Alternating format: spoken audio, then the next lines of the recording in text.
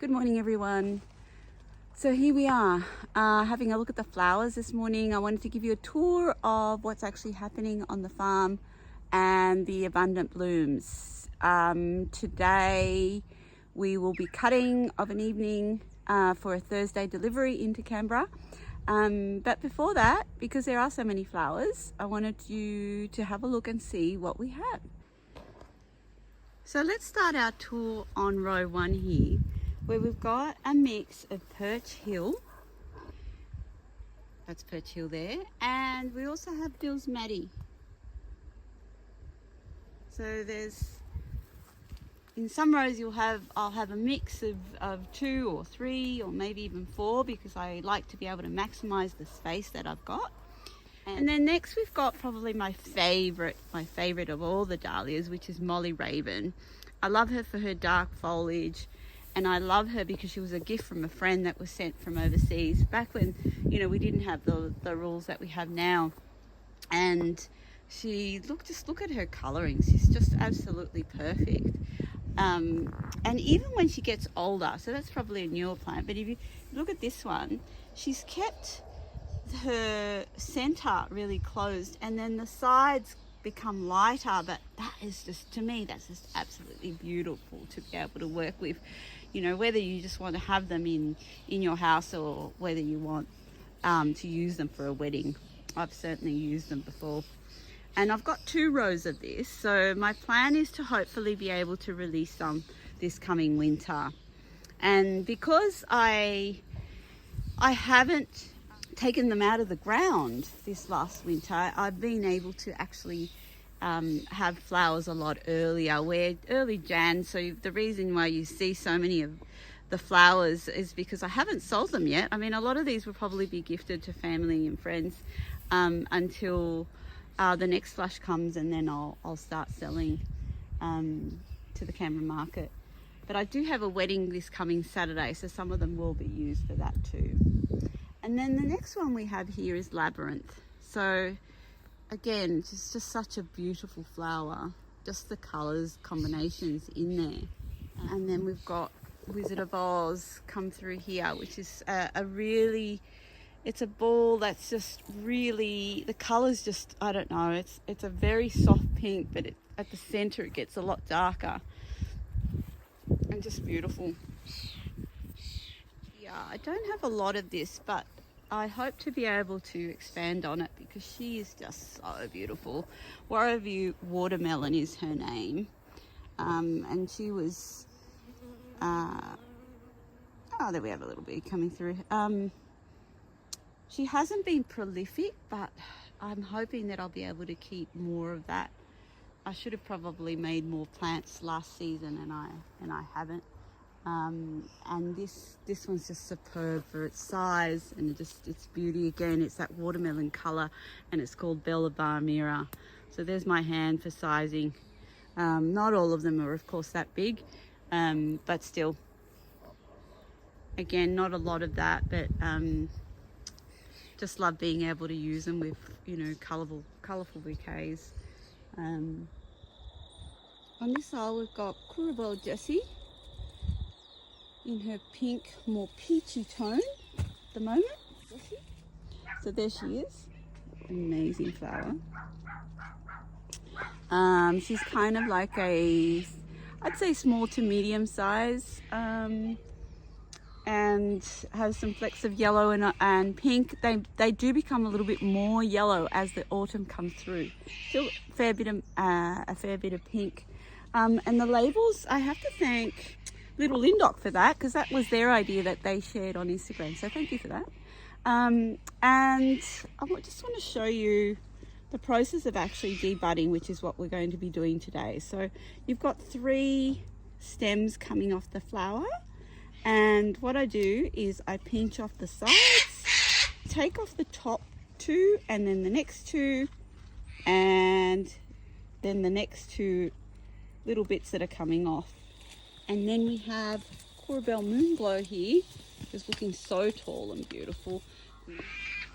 She's an amazing flower, so abundant, a lot taller than Courabelle Jessie, and much bigger. So for reference, there's my hand, so Yeah, a lot bigger.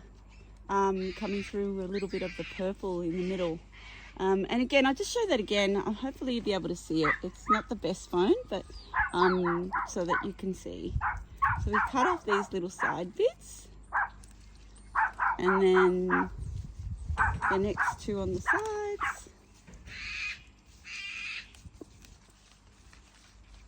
And the next two haven't actually come through just yet. But we want to cut probably about a 40 to 50 centimetre length in the stem before we get that new growth coming through. Yeah, so coming through here,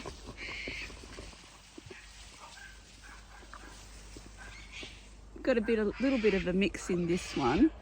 And what ends up happening is, as the season progresses, it's quite hard to actually even get through. So have a look at that for height. We've got Carlos watermelon. Probably not as big this year as it was last year. Let me just change this camera around so you can actually have a look.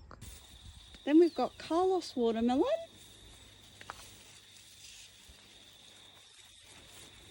With a mix of landcress and another white large dahlia. I can't remember her name. And then we have the beautiful strawberry ice. Look how gorgeous she is. So there's another aisle of that.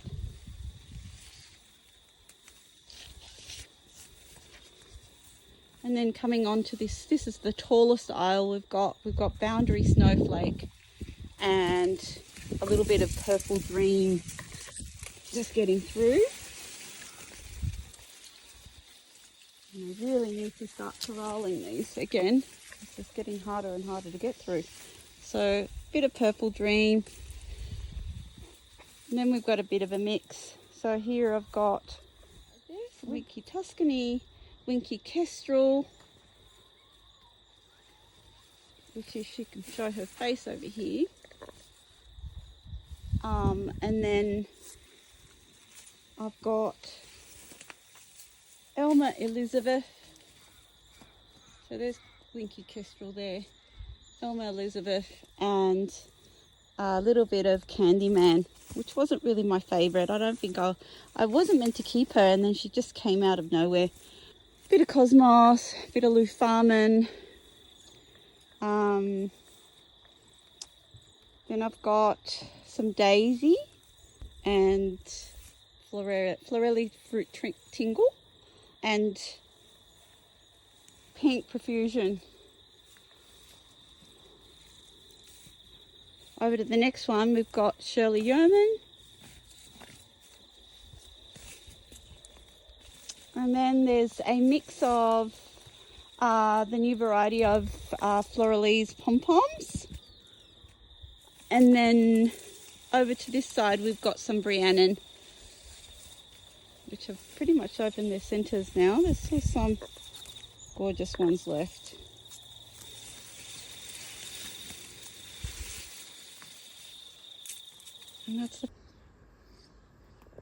And here we've got a little bit of a mix, really. I've got First Prize, and then what else have I got here? I've got Elsa Bailey, who's such a hard one to keep. To keep her bulb, her tuber, sorry, is just really, really difficult, but so worth it for the colour that you get. Look at that. I tried to actually propagate that one, and I didn't get a lot of success. So I'm hoping that maybe this coming year I will. This one here is just absolutely beautiful for sizing, but the height of it, I just want to, let me just come around here just so that you can see. Just for sizing how tall she is. I'm 162 and have a look at that. Yeah. And some things haven't worked. Like I was meant to have wedding lace coming up here, and she just did not keep, not even one tuber after having a whole row of them. So, you know, some things will work, some won't. I've got a mix of platinum blonde here and just purple ball. again, you know, just sort of maximizing the space. When something doesn't work out, just plant something else in there. And there's the winky whopper peeping through. So all of that row is supposed to be winky whopper. It's not an actual really tall variety, but the flowers is pretty amazing. So a bit later to come than the other flowers. So this here is Langcress, and she's great for wedding work. So this row is all Itara Laverne, and then we're heading to the purples with Labyrinth, Purple Labyrinth, and Itara Picardi. I just think this dahlia has so much personality with her shaggy hair. And then this is Lufarman. Now I love this one, even though she is not a fantastic long-lasting flower. I love her for her ability to just really give to the bees, you know, and there's a perfect example there. They just really flock to it because it's just easy to get access to it. And I keep her a lot for the pollen. And what happens, so this happens once we have a cool night like we did, they will start to sort of form seeds straight away. So it's important to actually remove this so that the plant doesn't think that it's going to sleep. So there's a job for me to do amongst a lot of other jobs. Got a little bit of yarrow here that I didn't net. Didn't get around to that one. And Formby Monarch coming through just here on this row.